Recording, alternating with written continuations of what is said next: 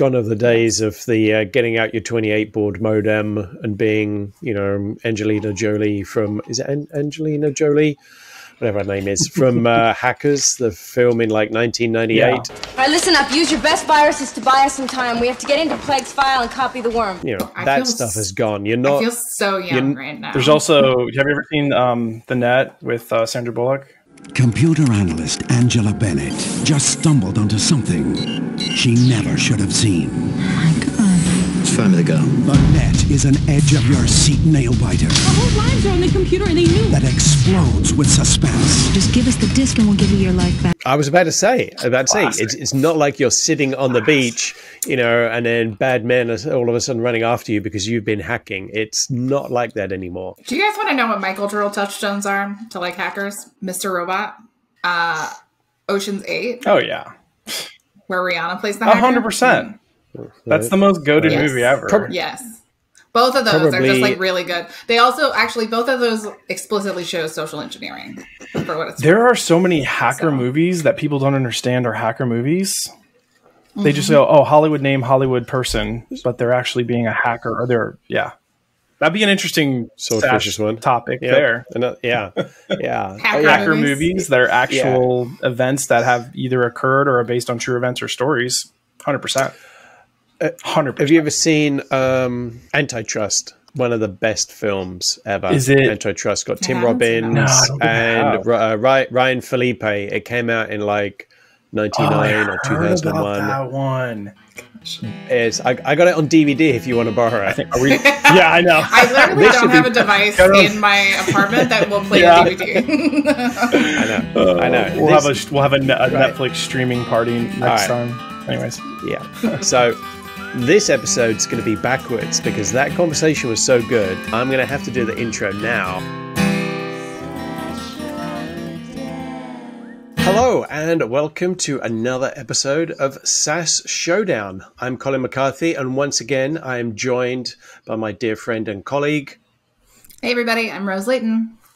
And today we have brought an additional person, a cleverer person, to talk to us once again about security because it is our number one concern. Certainly in 2023 when, as we said in our previous episode, everybody's getting hacked. So, Chris, thank you very much for spending the afternoon coming here and talking to us. Introduce yourself. Thanks, Colin. Thanks, Rose. Have no fear, Chris Walker here. I'm a security doctor at ServiceNow. I actually work as a practitioner and security consultant in many different facets of IT and life and cybersecurity. So really excited to be part of the conversation, talking through security posture management and really anything and everything we can hopefully get through this session today. So really, really happy to be a part of the discussion today. Thank you. It's good to have you on. And, in our practice and knowledge gathering for this episode, we even learned about a new term. Cloud security posture management, which for me was a new term. I don't think it's a new practice or a new product. It was. Yeah, it was new for me too. Chris, do you want to tell the people at home what that means? It's abbreviated CSPM. Yes, absolutely. It's another acronym that means absolutely nothing. Absolutely. But, I think go ahead. To before we get into the what it is, I think it's important to understand the why it is this CSPM, what it is, right? So let's start there. So the way I like to start this conversation is imagine you wake up and that next morning, your bank account is zero. All of your personal identifiable information is now online and all of your accounts have been breached. Nobody likes that. So just let that Nobody settle. wants that. Let that settle and like marinate a little bit, like an A1 steak sauce. Not the greatest steak sauce, but let that kind of marinate a little bit. That's steak sauce made of panic. Yeah. And so it creates chaos, right? And so when we think about the security posture that we're looking to enable and establish in these silos and these control towers all across these entities, across the org, but also even across our personal identifiable information, how do we now contextualize, but also visually represent those resources in front of me, right? Something that's tangible that I can see and report back to the business. Now we talk about measuring metrics, right? If I can measure XYZ to ABC, this gives me XYZ for the ROI, and my CapEx, OpEx spends all make sense now because these resources have saved me 15% on clicks per fatigue with this full-time employee. So I no longer have to do that one thing. So I've saved the company $10,000. Awesome. Now, when you think about cloud security posture management, it's not thinking about just the financials. It's not thinking about the integrations, the solutions, and the handshakes. It's thinking about all of the resources, right? And this is going beyond just like centralizing a CMDB, which we talk about in the security realm. But when you think about cloud security posture management, it's now about understanding and how you identify your cloud environments. Think your AWS resources, your GCPs, all of the load balancers, right? All of the S3 buckets, all these different areas where data is living and breathing. It's doing something for the business. Sometimes it's sitting there as test data and not doing anything for the business. So where can I start to identify some of the misconfigurations and also some of the areas where work is not being done properly? This now in turn introduces the why, right? So what is it? It is all of these different capabilities, all of the integrations and solutions. Now we're going to use the automation. We're going to use the historical trending data we've seen, and now we're going to bring this into more of this security kind of ecosystem where now we have a full lens across these different silos that we've ultimately created ourselves, right? Like we're self-sufficient, but we are also our own worst enemies on what we've created because we have thousands of tools and solutions, what we call shadow IT. Now, CSPM is here to kind of become that, you know, hammer to the nail. And now it's judgment day. It's time to really look at the governance, look at the data, look at what's actually being shared and shown, and why is it being used this way? Or you just purchased this new integration, Rose. Great. Okay, we're up and running. Everything's working fine. You forgot to enable that one little security setting that disables external sharing globally. Why is it me? Right? That could have been avoided. And these are the misconfigurations we're seeing through configuration compliance, right? Attestations, policy. So when we ask the why, what is CSPM? Cloud security posture management is about the core of how you handle your data entities and having a process behind each one of those entities that is going to solidify how you regulate where those assets are going to live and breathe and how they exist, but also how they communicate externally and internally. When you think about insider threats, external threats, inherited risk, it's bringing all these elements, these tools, these solutions together. I hit my microphone because I'm extremely passionate about this discussion because this is why I do what I do. I'm an informer. I was going to say, I think I can see why this is a new thing. It's very new. It's very new. Yeah. And because up till now, like we've really been in the infancy on like what information can be pulled out of these systems, right? Until the last several years, almost nothing could be pulled out of any of these systems, right? So, and even today, we still have a lot of SaaS tools that we're using that it's very hard to get a handle on. Like, I mean, have you ever hand documented all of your Google settings? Oh gosh, like I used Google to for fun, settings? And it was actually really fun at the time. But now I look back and like, wow, I wasted so much time. Exactly. And it feels like it's one of those things that like, it feels good when you have it done. It feels good sometimes when you're doing it. You're that kind of person. Yeah. But it's also a colossal waste of time. Yes. Right. Because those settings exist in a place. I should just be able to pull them out. And those settings should allow me as the user. I want to adopt this technology, right? I want to learn how to use it. Help me learn how to use this.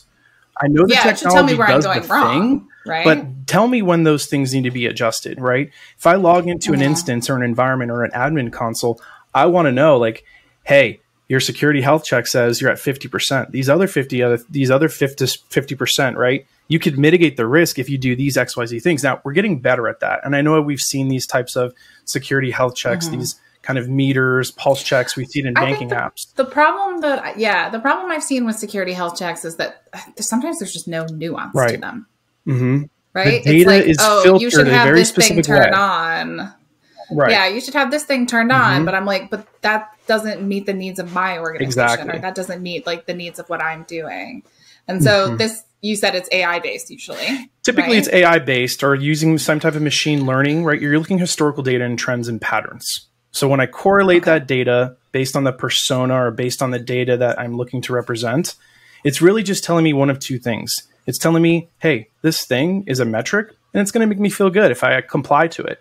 But if I don't do it, it's going to make me feel really bad. So I should probably look at it, read the documentation, hopefully get through it and understand that there are better ways to secure. Again, this comes back to securing your own posture, but the posture of the organization from a cloud-based perspective, because everything's moving cloud.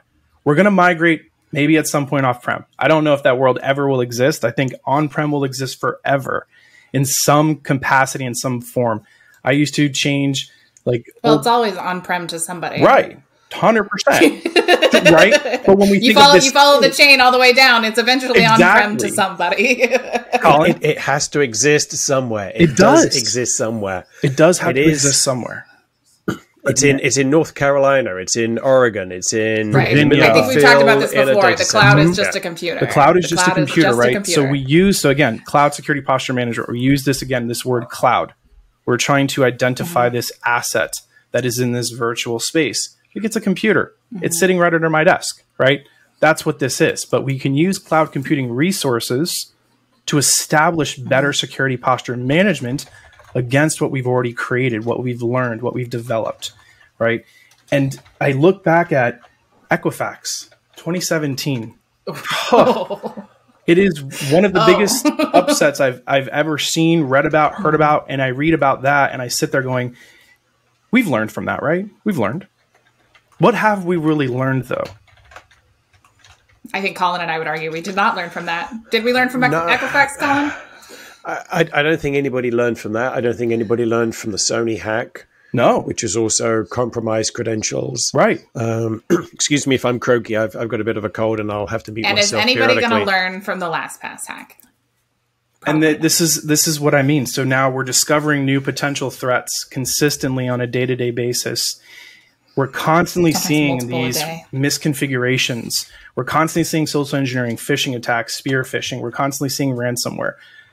So in order for us to understand this very vicious and, chaotic environment that we have created, we need to now take the security posture seriously. We need to make sure that we are assessing each department, each business unit has a role and a responsibility. Look, just take the gloves off. Let's have a heart-to-heart. I look back at the Colonial Pipeline.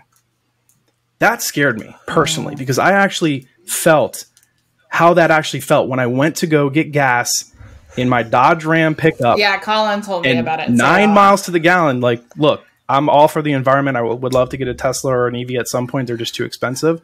But in any case, I was in a line. I pumped the gas, drops coming down. I was scared. I wasn't getting home. Right? Yeah. And yes, there are things happening in the world, but wow, that was something that could have been prevented. But here we are, right? So historically, that's such an interesting compromise as well. I was in rural Virginia in the Chesapeake Bay area, and for miles and miles there was no gas stations. So you were remote, basically. We were very remote and had just enough to get fuel back, but get fueled up. What was interesting though is I know we're digressing a little bit. The hackers actually issued a statement afterwards and said that they would no longer attack infrastructure that would impact people's lives. But unfortunately, not all hacking groups are like. Yes. Yeah. I don't know. They don't all have a code of ethics, right? Like there was I think there was a couple of groups that came out like during the pandemic that said they wouldn't attack hospitals. Yeah. And then one got attacked about a year and a half in. The reasons, the motives behind it are far-fetched and been far between, right? Everyone has their own agenda when I think about it. It's for notoriety, popularity, or it's just because I did it. Back in the day, if anybody's old enough to remember the Melissa virus that attacked SQL, I think in 2001, 2002, that was destructive. It was the I love you virus, I think, then there was a Melissa one. It did just kill computers. It was destructive, and that's what they wanted to do. And there was, and it was. I think it still exists on the network. If you plug in a Windows XP Service Pack 2 computer onto the internet, it'll go down within minutes. because the virus is still there flying around. I think that's such an excellent example of like, this is why we can't wait for hackers to promise they'll do less destructive things, because those less destructive things are still possible. Right. Or, you know, like they could just blow things up. Right. And like, we can't wait for them to be like, oh, I promise I won't blow things up. Yeah. Right. That's not, that's not how you prevent a disaster. Definitely not how that works. Yeah. So it sounds like, Chris, it seems like the whole idea behind this is that we have a centralized place where we can monitor our security posture across all of these different tools and apps and things, which sounds very much like a dashboard. It does. A single pane of glass. Leaders love dashboards. Rose, how many times have we talked about having a single pane of glass for at least twice, Colin? Yes, whether it's an app or a platform, and this is another single pane of glass to get a single pane of glass and all of your other single panes of glasses. So I think leaders these days really want a dashboard. They want something that they can look at with one glance and be able to tell what's good, what's wrong with the environment. Right? And it's great that you brought that up. And so now, you know, putting all like employers aside, putting all dashboards and metrics and things we've seen in the industry, right, solutions. What I'm seeing and what we're now developing, especially in the open source community, I am seeing now personified and more dynamic type of dashboards. And what I mean by that is now we have a persona dashboard that is for a Rose or for a Colin. But if I want to get the C-suite executive dashboard for a CIO or a CISO or CEO or a VP of finance, we're now going to have a collaborative, what we call workspace. And this workspace is going to allow me not only to get that single pane of glass, but also initiate the approvals, the executions, the exceptions, right? The policies, the things that I need to do on a day-to-day basis that are constantly getting bogged down in emails and Teams and chats.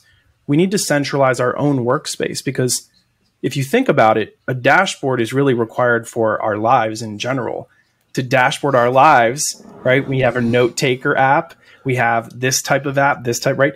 Tracking all of these different types of metrics. Got project management. There's no single application that will rule all entities. And there should never be one, because everything should be scoped from a security perspective.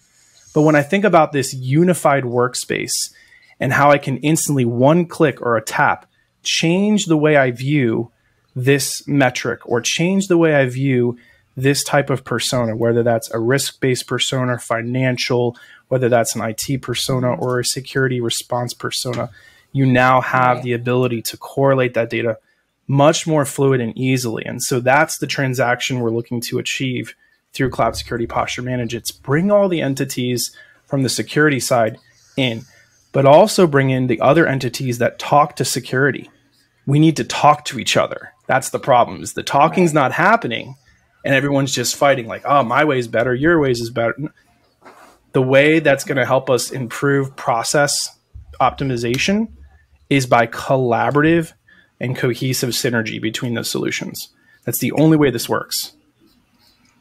Yeah, I mean, I agree. If IT and security and legal and finance aren't all coming together and they all have different perspectives, then yeah, you're going to have problems in your environment. You're not going to be able to get much done very quickly. So in order to make sure that we make everyone feel, again, this kind of inclusive, when we think about inclusivity, we think about bringing in all the tools and bringing in all the data and bringing in all the processes that have been used, right? Whether they're legacy or not, let's just bring that stuff in, but now streamline it, automate it, orchestrate it. So that way, when these things happen and go down, there's a process right behind that automation.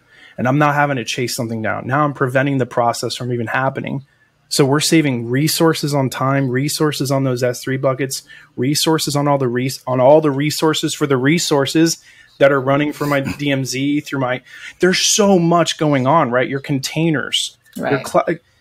How can you measure all of that? How can you quantify and measure that across those different entities and also have good security posture management? This is what we're discussing today. Yeah. Is it a single application you could buy, or is it a a business process?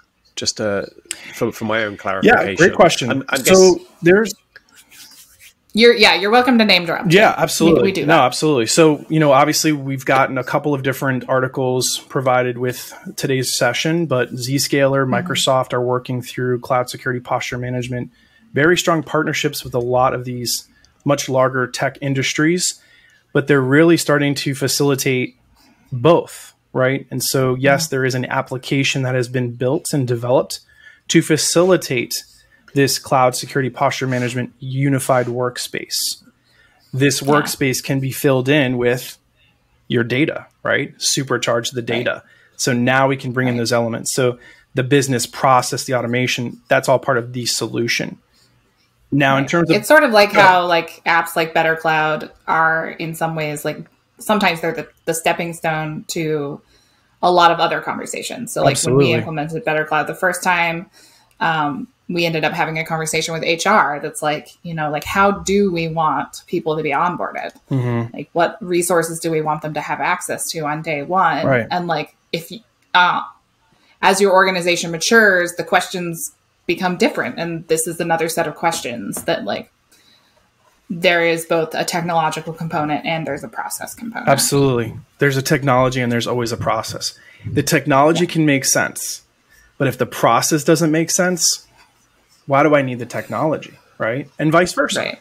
If the process doesn't make sense, but the technology does, we got to figure out our internal process to make sure that it can adhere, comply, but also make sure we're protecting our assets at the same time, right? So it's a vicious circle of security.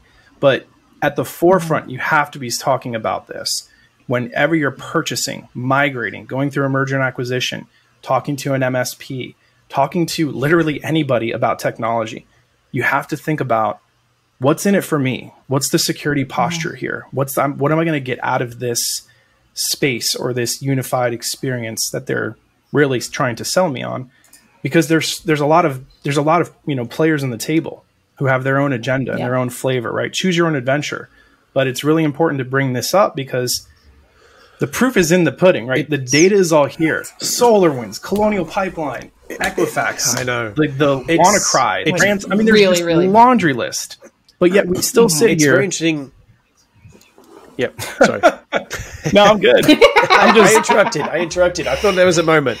I was going to say, it's very interesting that you say that it's a good time to bring it up when you're talking to new vendors and new SaaS providers, because a lot of the compromises, hacks, vulnerabilities, breaches in the last couple of weeks, last couple of months have been supposedly through third-party vendors. Yes. So it's not actually the Atlassian or the other company that I can't think of. Right, it's your subcontractors. Exactly. It's your subcontractor, somebody that they were working with, the managed service provider, the additional add-on that you had because it made your GitHub or GitLab so much more effective. It was part of your pipeline. Right. So can this method I can never say the word methodology. That's it. Methodology. Yeah, add it to the list of words I can't spell. For a long time, I couldn't pronounce Minneapolis, which became very problematic when we had an office there. It took me about 3 months to be able to pronounce it. But anyway, fun fact. I'll just blame it on you being British. It's fine. Yeah. Yes. Yeah. There's too many syllables.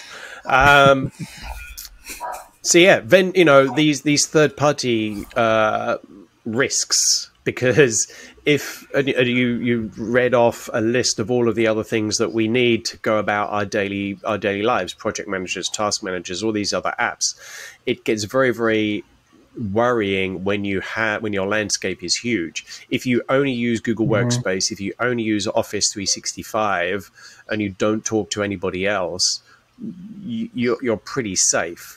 As long as you've got all of in my opinion, you're pretty safe as long as you've got all of the security features turned on.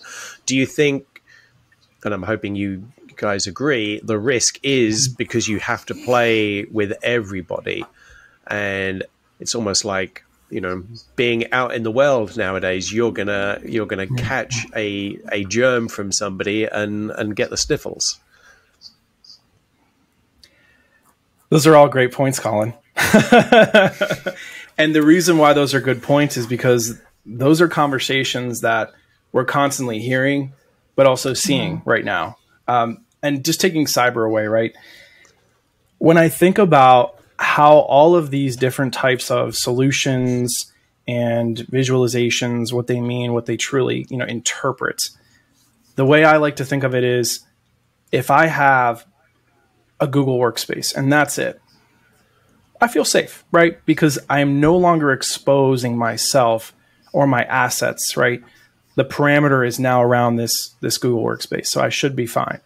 Now, that's not bringing in all the other tools that are being used by a specific security team or a SOC team or a threat hunting team, right, or a vulnerability response security program that's being run in the back scene. So what happens is all the security stuff's happening behind the scenes. So we buy the Google workspace, we buy the one-stop shop solution, it does all the things, but we don't know what's happening behind the process of those tools. So that still goes back to the problem.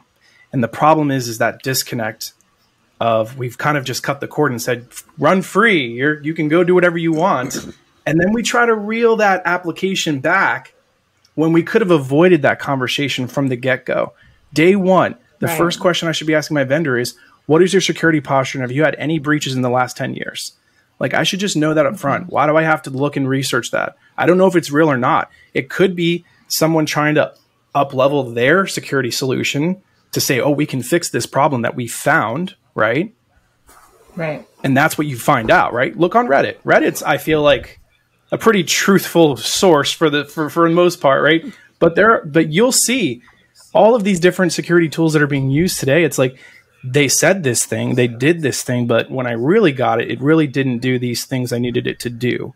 Or we found out about this thing several months later when we could have initiated an executed plan to mitigate that risk from day one. It's a simple conversation we're not having. It's, I love it. It looks shiny. Do you think vendors are likely to be forthcoming to some of those questions? Because I think that's the hard part for me, is like, having been a person who has dealt with salespeople, like, I mean, I've had people fudge me on like roadmap things and like features. I mean, look, and then they'll be like, "Oh yeah, we can definitely do that," and then it turns out that they can't. So here, like, how am I supposed to trust them? On the security and so posture? this is such it's a much larger conversation, right? And definitely save for another SaaS Showdown, because I feel like this could go in a whole different direction. But what I think about when someone on like, just like we're talking right now, when I do my homework and the other person does their homework and we come to a meeting and we discuss the homework we've done, we better be aligned, and same vision, same values, same metrics. If we're not, and there's something that's kind of itching me in the back of my neck going, this doesn't feel right, speak up. You gotta speak up. And I know, Rose, you will speak up, which I love about you, but like, say something, ask the question. Why not? I am buying this product from you. I should know, right? And if I'm going to invest more money, more time, more energy, more focus, especially for my team, I'm hiring someone, an SME for this XYZ solution, I want to make sure that my money's going to the right buckets. And if it's not, then what is all the security posture management talk about? Right? Yeah. So it's more than just the narrative. It's really understanding, like, are we truly aligned here? Like, we're human beings. Just be kind. Like, I'm trying to help your problems and you're trying to find the solutions. So let's figure that out. We don't have to fight. Right. Like, I love helping people. Let's just do that, right? It's so simple. But yet we come up and we're like, see, I do it a little bit better and you do that kind of not that way. And I don't like that because it's green, not blue. Okay, we'll change the color. My bad. Yes. We can't get that nitpicky. Yeah. We just got to protect our stuff, protect your stuff. Like, just like you protect your household, right? You got locks and keys and all that. Same thing. You would never ask. I think, you know what I mean? You would never ask the locks. Can you remove the lock off my house, please? I don't want it. You do want the lock, right? Why? For protection. It's the same concept, right? Again. But what if, like, the person selling you the house is like, oh, it doesn't have locks on it? Well, if the person's telling you the house that doesn't have locks on it, then I'd ask, how do I get the locks? And what's that going to cost me? Is that per user, FTE, or can I do like a deferment of payment for 90 days next year? Like, you got to get creative there. Then that's a sales conversation. Right. Right. Yeah, the house analogy is very good. I've experienced some conversations with other organizations where they'll have the house and they'll say it's secure, and they'll be overly focused on, securing the dry event. You're like, oh my God, the dry event is a point of entry. Somebody could come in that building, or come into the house that way. We've got to put, armed guards on the dry event. And Absolutely. They focus too much on this one little thing, when they forget that everybody who leaves by the front door never returns their key. And everybody is sharing those keys, and then there's no way.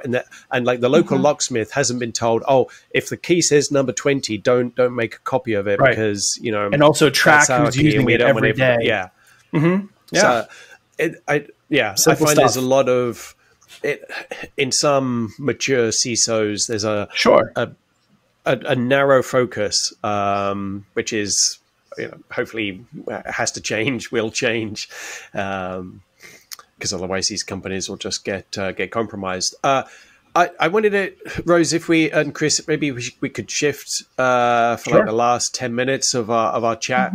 Absolutely. Passwords. Come on, let's talk about passwords. Let's talk about them. Colin wants to talk about password managers. No, but I knew this was going to come up. But it has come up. But it's the first point of entry. It is the front door, and as we said before.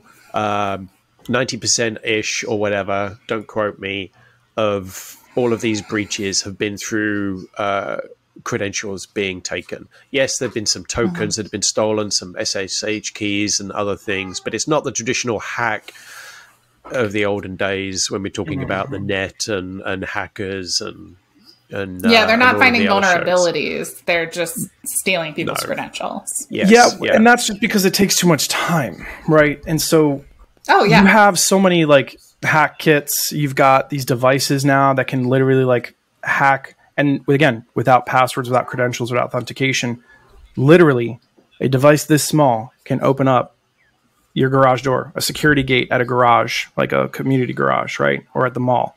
It can open up all kinds of stuff, can badge you into a building you're not supposed to be into.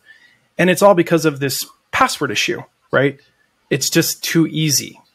But it's also something that you now can purchase online. You literally can purchase these kits, these scripts, these kitty scripts, these bootloggers to do these things. Stacks of people's credentials. Capture all the credentials and then sell it to the highest bidder. And that's typically what most folks do, is they sell it or they promote it on a Twitter post from the dark web and say, hey, look what I did. Guess what are we supposed to do, Chris? Like, we still have passwords. We have to have passwords. Yeah. Like, what's the future here? And it's easy for us to stay secure. Of course. But when you've got an organization of 100, 1,000, 10,000, 120,000, then there is going to be somebody who is going to fall for it or become compromised. So how do you get everybody to be as secure as us? Because I do think the three of us are secure, and I'm sure everybody else who is listening thinks, personally, I am secure. Right. Nobody else knows my PIN number. Yeah. Have you ever shared your PIN numbers with other people? Probably not. Let me tell you what a PIN number is. So, Rose, back in the day when we used to have cash money. No. I know what a PIN number is. We would go to a machine and we would put in a plastic card and we would take and money would come out. No. You still use those, Colin. You still use them. So the funny story. I actually just changed my PIN number because I've had the same one for over a decade, and I just changed it at Christmas, and I was trying to remember if I know what it is. Oh, I've had, and I'm going to have to think about that after the call because I actually don't know if I do. I've had mine since 1993. Wow, you've had the same PIN since then? Yeah, I can't remember honestly the last time I've had my PIN, but I am going to drop something in the chat here. And this is something that I've recently come across. I knew about, but I didn't take the time to really go through it. So there's a couple of companies now going through these passkeys. And it uses cryptography, which is a much more complex algorithm method to, instead of using a password, it uses a unique identifier, a way to say that this recovery key, this person, or this passkey is allowed to make the handshake with these devices because they are complete. It's a complete one-to-one relationship. Passkeys use powerful cryptographic techniques and the biometrics built into your device to keep accounts safe. To create a passkey, just use Touch ID or Face ID to authenticate, and you're done. When users create a passkey, a unique digital key is created that only works for the site it was created for. Passkeys can't be phished. Since the passkey never leaves your devices, hackers can't trick you into sharing it on a fake website. And passkeys can't be leaked because nothing secret is kept on a web server. We've been working with industry leaders in the FIDO Alliance, including Google and Microsoft, to ensure that passkeys work seamlessly cross-platform. And so this concept of passkeys, I feel, is going to really start to revolutionize the way we use passwords. YubiKey, I mean, we're all familiar with using those YubiKeys, and they have near-field communication technology as well as capabilities to use it with your iPhone now. And this has been a time that's been coming. Colin and Rose, we've talked about multi-factor. We've talked about two-factor. We've talked about, I mean, years back, I mean, even before I started at Better Cloud, this has been a conversation that it's always come up. Passwords. How do we get away from them? Yeah, the last time we talked about security on the podcast too, we talked about passwordless. Is a pretty good milestone and a pretty monumental step, not just for Apple, but for the industries that are focused on privacy first, and really securing your identity with a way to virtually encrypt not only the device, which I'll talk about here in a second, but also just virtually encrypt the authentication between you as the person and the way you're identifying using this particular type of methodology. Do you not think it's... How long... Oh. Go ahead. I was going to say, like, the link in the show notes below is for the Apple page about the passkeys on the iPhone. Obviously, you're putting everything in that device that you carry around, and you drop in a puddle, you leave in the park, it gets stolen out of your someone steals from bag, you leave it in the airplane. But then obviously you need an account to get back into it, and you need to sign up a new one, because obviously this is going to be in your iCloud account or your Google account. So companies like Apple and others, they're starting to introduce ways to do full end-to-end encryption and a way to then recover not only the accounts, right, all the assets, but also to recover the identity of the accounts. So what you need to do now is, in Apple's sense, you have to actually update all your devices. They have to be in compliance and all updated across the entire ecosystem that you've built in Apple, which I think we can agree we've all bought all the Apple products at some point in our lifetime. Once you've done that, you have full... I have. So I have full end-to-end encryption between all my devices, and all I did was I went through the steps to set that up. The problem is we're not, like I said, this goes back to that segue, is we're not talking about it. It's not being brought up in the conversation. And so the typical user buys a device or buys something, they set it up for the first time, but they don't configure those kind of higher security settings that should just be enabled by default. Unfortunately, it requires the user to interact with it. A recovery I was going to say, that does seem like a major problem. There's an interaction piece there. So because you get a recovery key, to your point, Colin, right? Password managers. Do I want one anymore? I only have this one PIN to get into it, or this one password. If I forget the password, I lose the password, or I lose the recovery key, I can't get into this thing. So what Apple has developed is now multiple ways for you to get back into this recovery account, but you still do need that very unique 15-digit, recovery key or whatever key used at that time when it was first generated, because it's a one-time generated recovery key. It's like if you're encrypting your hard disk, File Vault makes you save like the a file. BitLocker. BitLocker makes you... Like it's the same concept, because now it's full encryption. Yeah, whenever you enable... every layer. So now it makes it even more challenging for a hacker or someone who just is trying to exfiltrate data out of this physical or cloud device. But somebody has to keep that key. Yeah. Somebody has to. Do you guys know how many times I've lost my 1Password secret key? I've lost it so many times. So what I've done personally myself, I have a safe, and I have keep it in my safe. It's fireproof, weatherproof, all the proofs. And I only know the combination. Is it big enough that somebody can't pick it up and run away with it? It is bolted to the ground. Okay. Now, maybe extreme, but if for whatever reason I get hit by a bus tomorrow and whoever needs that access, there you go. Yeah. You're good to go. I was going to say, and in that case, you're talking about sort of like a physical vulnerability, because it's a physical, right? At that point, it's still a physical unless you are really good at memorizing recovery. But in this day and age, physical vulnerabilities, like Colin keeps saying, you know, it's better to write down your passwords and leave them by your computer these days because nobody is at your computer. No one's at the computer. That's very true. Right? That's very true. Like everything is so virtual at this point that physical security is almost like not as much of an issue. Piggybacking used to be a thing, right? Just like any social engineering type of attack, but it's not so much the case anymore, right? I mean, yeah, you're still working in co-working spaces, right, public spaces, offices, like that kind of stuff. Everything is a remote. You still have to worry about that kind of stuff. But like, yeah, the idea that you could save your encryption key or your, you know, your unlock key, whatever it is, in a safe in your house, like people would have to try really hard to get that from you. A lot harder than it is to. You're putting multiple layers and steps into lists the process. Of passwords on the internet. Yeah, exactly, Rose. So you think about the cyber kill chain process, right? Where can I cut the process? I'd like to stop it at the very beginning, but if I can stop it after the first phase of when they're actually trying to actually get the information, great. Or the initial interaction, right? So to me, it's better to just protect as much as you can, turn on all the settings, initiate all the different configurations that you can possibly turn on, and have those conversations that, look, I just want to make sure that this is set up the right way. Because I, the novice, even an expert, want to triple check my work here.